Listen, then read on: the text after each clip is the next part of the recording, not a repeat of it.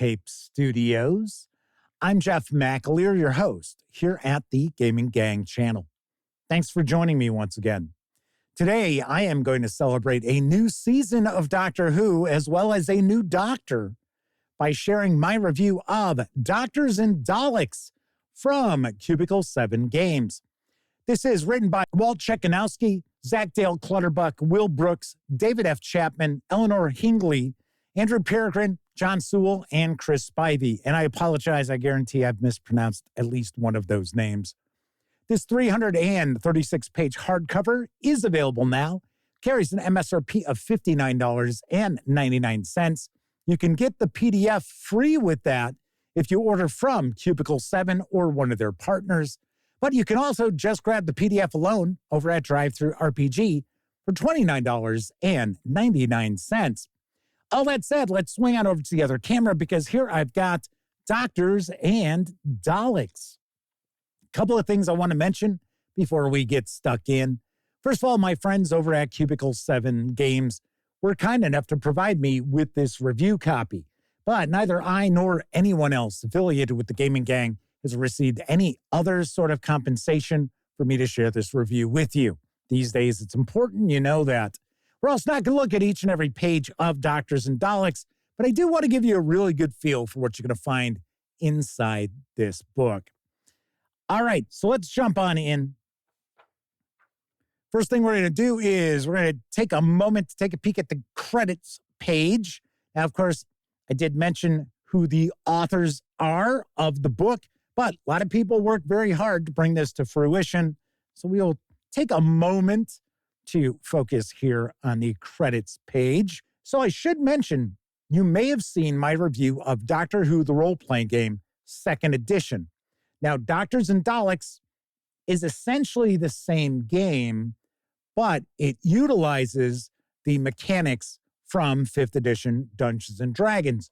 So if you are a game master or a player who is familiar with 5e D&D, then you will not have a difficult time at all slipping right on into Doctors and Daleks. Now, this is a lightweight, rules-light sort of role-playing game. So even though it utilizes those 5e mechanics, it really does strip away a lot mechanically. So it's very easy to jump right on into playing Doctors and Daleks. Now, of course, if you have absolutely no experience with role-playing games, 5e D&D, or anything else, this still does make a very easily accessible first role-playing game to jump into. Of course, this is for all ages. It is family-friendly, as is Doctor Who. So we're going to get a little bit of information about the Doctor and some of the tenets of the Doctor, and I don't mean David Tennant when I say that. We're going to find some key concepts of time travel, and then we're going to jump into creating your character. And character creation here is far quicker, far easier than, say, 5e D&D. You're going to come up with a concept. We've got different classes. We have different backgrounds, and you will have some finishing touches as well.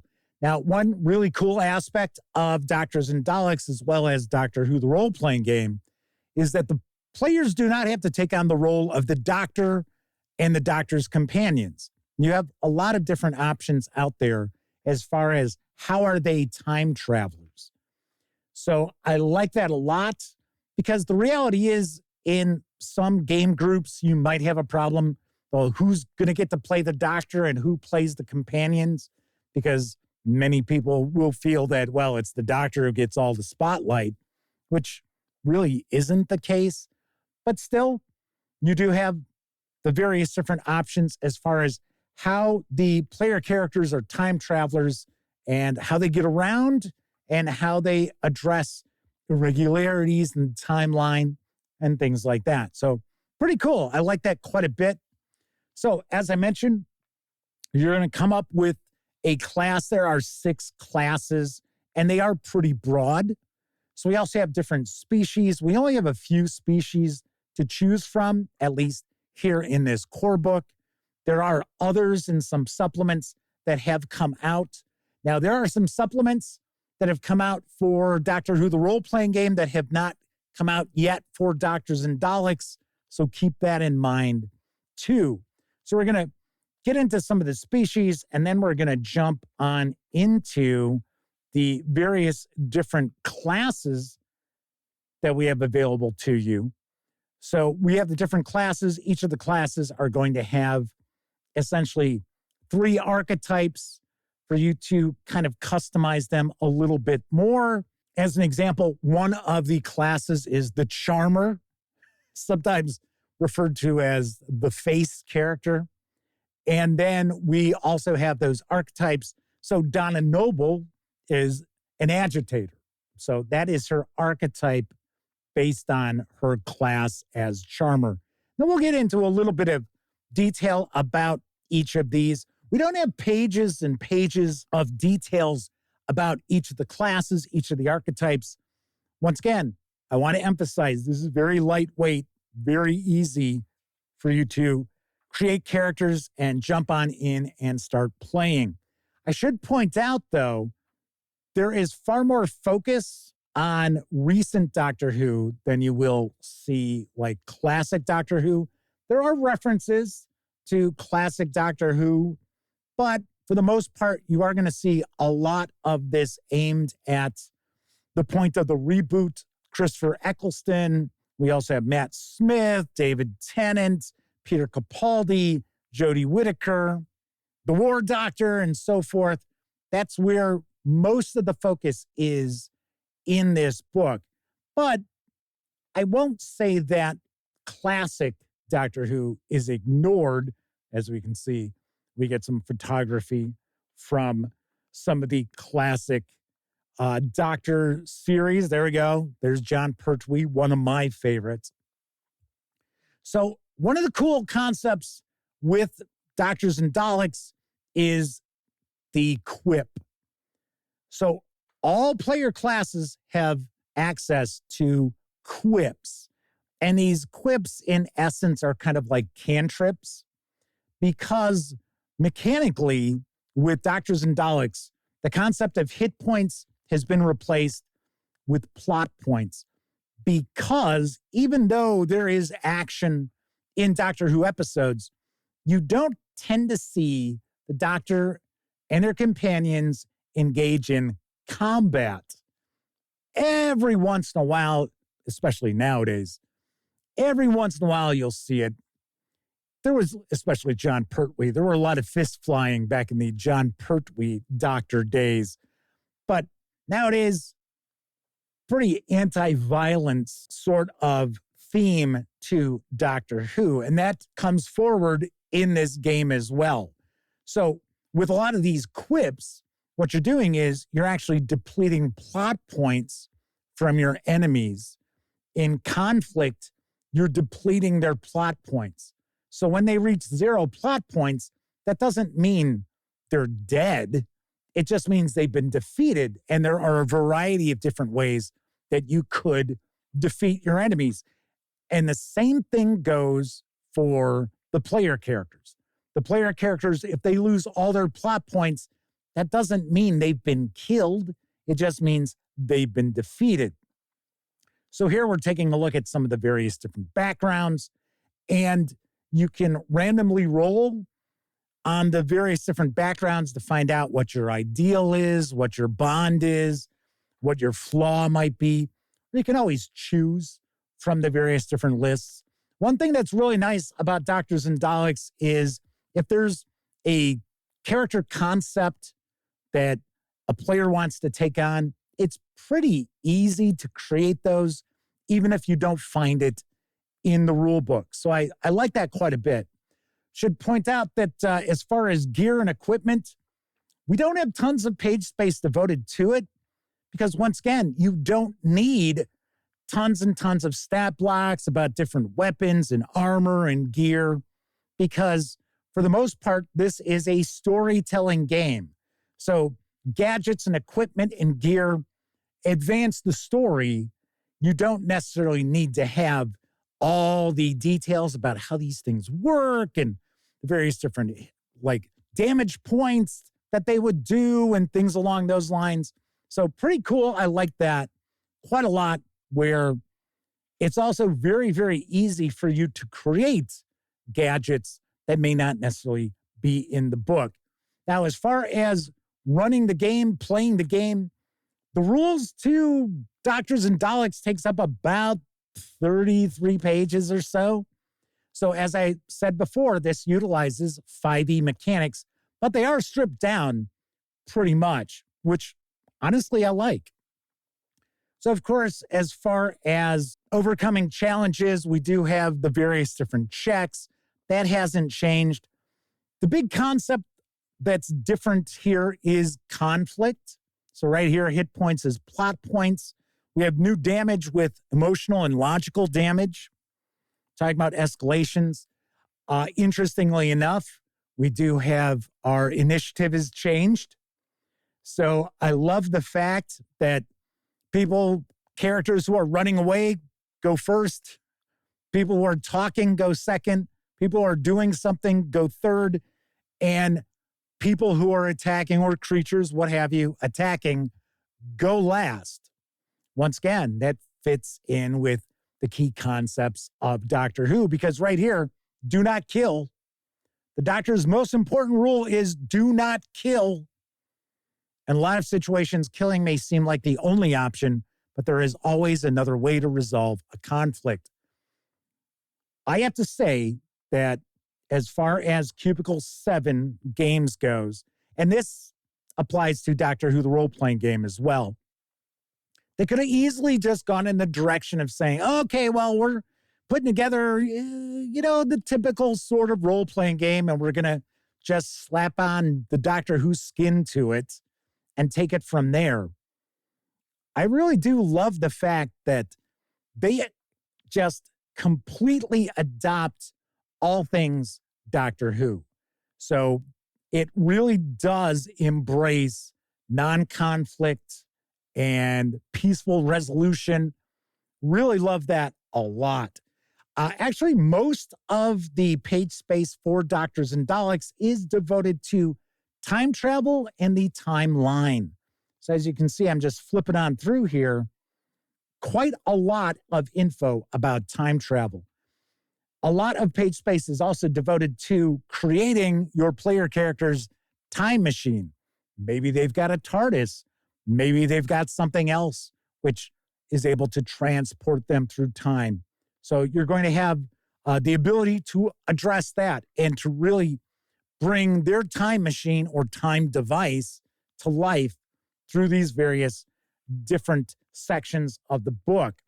So here, like navigating the vortex, we've got some random events for that. I will also point out that you are not going to find tons and tons of tables here in Doctors and Daleks, because once again, this is going for more of a storytelling vibe as opposed to emergent play. So as far as the published adventures that are available for Doctors and Daleks and Doctor Who, the role-playing game, they do tend to be pretty linear as far as the approach. So, and they tend to be scene-based.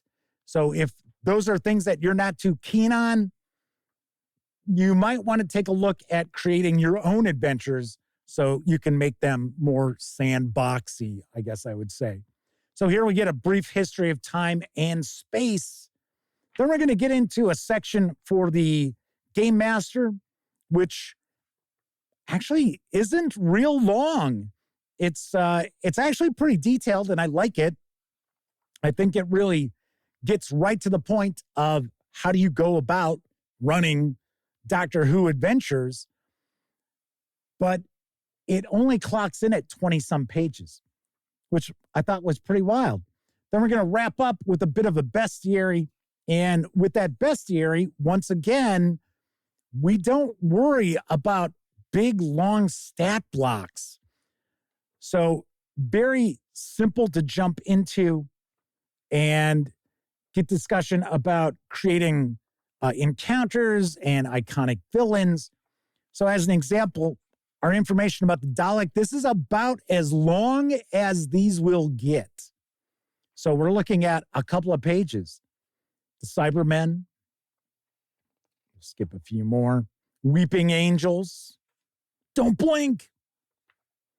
We wrap up with an index, and that is a look inside Doctors and Daleks from Cubicle 7 Games. Let's swing on over to the other camera. So I'm going to share some final thoughts and give this a review score. Well, if you already saw my Doctor Who the Role-Playing Game 2nd edition review, you know I really love what Cubicle 7 Entertainment has done with their lineup of Doctor Who role-playing games. I really appreciate that they have gone the extra mile to make the Doctor Who games really stand out, as opposed to just, oh, it's just your run-of-the-mill role-playing game with a coat of Doctor Who paint slapped on. It is certainly not the case. So much of what we found in Doctor Who the Role-Playing Game 2nd edition ports over to Doctors and Daleks, outside of course, the mechanics of that role-playing game are replaced with the core mechanics of 5e D&D. I will say, I don't necessarily find 5e mechanics to be the most intuitive around, and they can be kind of clunky. Myself personally, if I were going to be running Doctor Who role-playing games, I would actually utilize Doctor Who, the role-playing game, 2nd edition, because mechanically, I happen to like that better than 5e. Now, of course, the big selling point for Doctors and Daleks is if you have familiarity with 5e mechanics, it's very simple to just slip right on into Doctors and Daleks. And of course, a lot of folks out there, a lot of parents, a lot of family members, a lot of teachers happen to run 5e games for younger players. So that means Doctors and Daleks is a perfect introduction into role-playing Doctor Who adventures, because your players are already going to know the core mechanics to the game. So I understand why Doctors and Daleks exists. All I'm saying is I happen to like Doctor Who the Role-Playing Game 2nd edition a little bit better because I like the mechanics better. But all in all, I really do recommend Doctors and Daleks if you are interested in role-playing in the world of Doctor Who. And you've got 60 years to choose from. So you've got a lot of adventures you can draw upon and doctors you can draw inspiration from. So on a scale of 0 to 10, I give Doctors and Daleks an 8 out of 10. I really do like it. Once again, I'm just not the biggest fan of 5e mechanics. That's all. All right, that is it for this time out. If you like this video, by all means, please give it a quick thumbs up. Subscribe to the Gaming Gang channel if you haven't already. And if you do subscribe, don't forget, ring that bell, because it'll not only let you know when I share videos such as this review, and stay tuned, I've got more Doctor Who role-playing reviews coming up, because it is Science Fiction Month here at the Gaming Gang, and we are celebrating that new season of Doctor Who and the new Doctor. So once again, stay tuned. But if you ring that bell, it'll not only let you know about those videos, it'll tell you when my live stream, the Gaming Gang Dispatch, airs Tuesday, Wednesday, and Thursday evenings right here on YouTube at 7 p.m. Central. Of course, when you're not watching videos on the Gaming Gang channel, be sure to visit thegaminggang.com for all latest in tabletop gaming news, reviews, and a whole lot more you are not going to find here on YouTube. You know the drill. Get your geek on at thegaminggang.com. Once again, I'm Jeff McAleer. Thank you very much for watching. Let's look forward to a new season of Doctor Who and a new Doctor. I'm hearing really good things about it. And of course, until I see you next time, I certainly hope all of you get to enjoy plenty of great gaming with your gang.